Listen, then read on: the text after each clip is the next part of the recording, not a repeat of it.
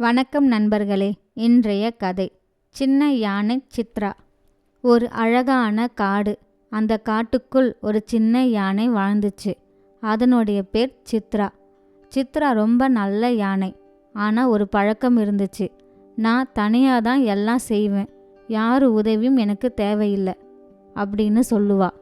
ஒரு நாள் சித்ராவோட நண்பர்கள் குரங்கு, கிளி, மான் எல்லாரும் சேர்ந்து பழம் சேகரிக்க போனாங்க. குரங்கு சொல்லிச்சு, சித்ரா எல்லாம் சேர்ந்து எடுக்கலாம்ல. சித்ரா சிரிச்சிட்டு சொன்னான், வேண்டாம், நான் ஸ்ட்ராங்கு, நான் தனியாக எடுத்துக்கிறேன். அப்போது திடீர்னு மழை பெஞ்சுது. சித்ரா ஓடி போய் ஒரு பெரிய மரத்து கீழே நிற்கலான்னு பார்த்தா. ஆனால் மண் சரிக்கு கீழே வீழ்ந்துட்டா சித்ரா. ஐயோ, எழுந்துக்க முடியலையே அப்படின்னு சொன்னான். சித்ரா மெதுவாக கூப்பிட்டா, நண்பர்களே, எனக்கு உதவி வேணும். கிளி கேட்டுச்சு. உடனே பறந்து போய் மற்ற நண்பர்களையும் கூட்டிட்டு வந்தது. குரங்கு கயிறு கொண்டு வந்துச்சு. மானு தள்ளி உதவி பண்ணுச்சு. எல்லாரும் ஒன்றா சேர்ந்து சித்ராவை எழுப்புனாங்க.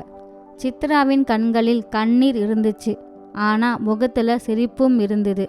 சித்ரா சொல்லுச்சு, இன்னைக்கு நான் ரொம்ப பெரிய விஷயம் கற்றுக்கொண்டேன். நான் ஸ்ட்ராங்கு தான், ஆனால் நண்பர்கள் இருந்தால் நான் இன்னும் ஸ்ட்ராங்காக இருப்பேன் அப்படின்னு சொன்னான்.